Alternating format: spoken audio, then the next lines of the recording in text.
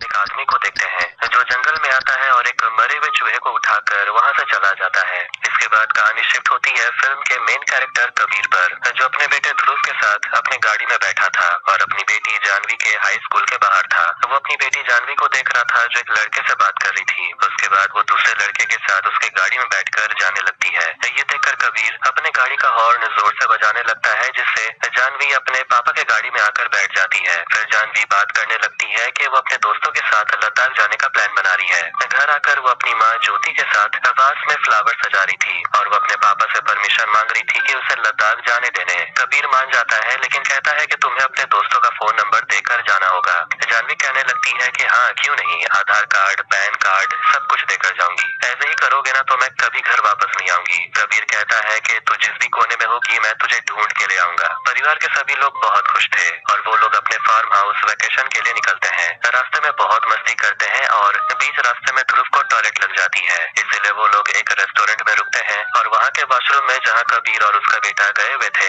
वहाँ वनराज नाम का एक आदमी भी था जो फोन पर किसी से बात कर रहा था। इसके बाद दोनों आ जाते हैं जहाँ ज्योति और जानवी बैठकर नाश्ता कर रहे थे। जानवी यहाँ के ऑयली खाने से परेशान थी और कबीर जाता है चाय खरीदने के लिए और वहाँ पर टोकन सिस्टम था और 20 रुपए के बदले में कबीर 500 का नोट देता है, लेकिन दुकान वाले के पास छुट्टा नहीं था। वनराज उन लोगों के लिए चाय लेकर आता है, कहता है कि सिर्फ 20 रुपए की तो बात है, आप परेशान मत होइए, मौका मिल जाएगा तो मुझे चाय पिला दीजिएगा। थैंक यू बोलने के लिए कबीर वनराज को उनके साथ ज्वाइन होने के लिए वेलकम करता है और उसे अपने परिवार वालों से मिलाता है। फिर वो लोग आपस में हंसी मजाक करने लगते हैं और वनराज कबीर को अपनी बेटी का तस्वीर दिखाता है। कबीर बताता है कि वो एक चार्टर्ड अकाउंटेंट है और वो लोग आपस में बात कर ही रहे होते हैं कि कबीर को कॉल आता है और वो वहाँ से चला जाता है। जानवी वहाँ के बटर से भरे हुए पराठे से परेशान थी तो वो वनराज से कहती है कि आप कुछ ऑर्डर क्यों नहीं कर लेते।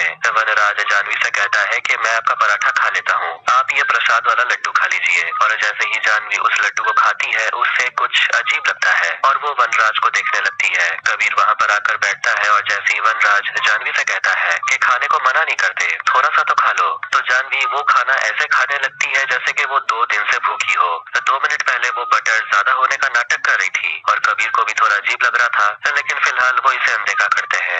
जानवी पूरा प्लेट साफ करके खा जाती है और उसे समझ आ गया था कि उसके साथ कुछ तो गलत हो रहा है। जानवी अपने पापा से कहती है कि हमें यहाँ से तुरंत चलना चाहिए। जब कबीर अपने भाई के पास आता है और कहता है कि फार्म हाउस पहुँचने के बाद ये बिस्किट खा लेना और स्माइल करो। अब वो लोग फार्म हाउस पहुँच जाते हैं और अपने गोल्ड फिश को पास के तालाब में छोड़ देता है और जैसा कि वनराज ने कहा था जानवी उसका दिया हुआ बिस्किट खा रही थी। फिर चारों पूल में मस्ती करते हैं और ज्योति का फोन गीला हो गया था, इसीलिए वो चावल के डिब्बे में रख देती है। ज्योति छत पर होती है तभी वो अपने गेट के बाहर वनराज को देख लेती है, जिसे देखकर वो थोड़ी सी डर गई थी। वो तुरंत कबीर को जाकर बोलती है कि वो ढाबे वाला आदमी यहाँ कैसे पहुँच गया। वनराज देखता है कि उसने जो जानवी को बिस्किट खाने को कहा था वो खा चुकी है। वनराज उन लोगों से कहता है कि उसके फोन का बैटरी खत्म हो गया, इसीलिए वो अपनी बेटी को फोन नहीं कर पा रहा और इसी बहाने कबीर को चाय का हिसाब चुकाने का मौका भी मिल जाएगा। तो वो कहता है कि सिर्फ 10 मिनट का सवाल है, बैटरी चार्ज हो जाएगा तो मैं यहाँ से चला जाऊंगा। कबीर कहता है कि मैं बैटरी लेकर आता हूँ, आप बैठिए। तो वो चार्जर देकर सभी को लेकर ऊपर कमरे में चले जाते हैं।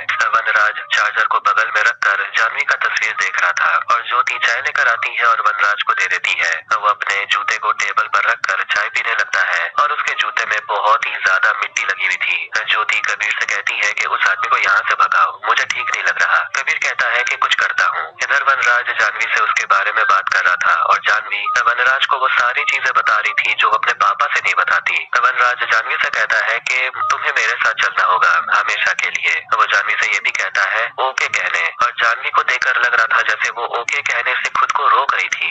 वनराज जानवी से जो कहता है जानवी वही करती है। फिर वो अपने भाई के साथ झूले में बहुत जोर जोर से झूलने लगती है, जिसे देखकर ज्योति बहुत ज्यादा घबरा गई थी। कबीर झूले को रोक देता है और ध्रुव बहुत ज्यादा डर गया था। फिर वो लोग खाने के टेबल पर बैठते हैं और वनराज भी उनके साथ बैठ जाता है। वनराज को जानवी के बारे में सब कुछ पता था, जिस पर कबीर और ज्योति थोड़े घबरा गए थे। जानवी कहने लगती है पता नहीं वो मुझसे जो कहता है मुझे वो करने का मन करता है। कबीर वनराज से कहता है कि आपका काम हो गया, आप यहाँ से चले जाइए, लेकिन वनराज कहता है मैं यहाँ से नहीं जाने वाला। कबीर उसे जबरदस्ती घर से बाहर निकालता है, लेकिन वनराज जानवी से कहता है अपने पापा को रोक लो। जानवी अपने पापा को धक्का दे देती है और कहती है ये यहाँ से कहीं नहीं जाएंगे। कबीर और ज्योति समझ गए थे कि उनकी बेटी के साथ कुछ तो हुआ है। कबीर वनराज से पूछता है, मेरी बेटी के साथ तूने क्या किया? ज्योति समझ गई थी कि यह काला जादू है। वनराज कहता है, बिल्कुल सही, आपकी बेटी पर वशीकरण किया गया है और वो मेरे वश में है। डेमो दिखाने के लिए वनराज जानवी से कहता है, बच्चों की तरह रोने, वो भी चिल्ला चिल्ला के, और जानवी वैसा ही करने लगती है।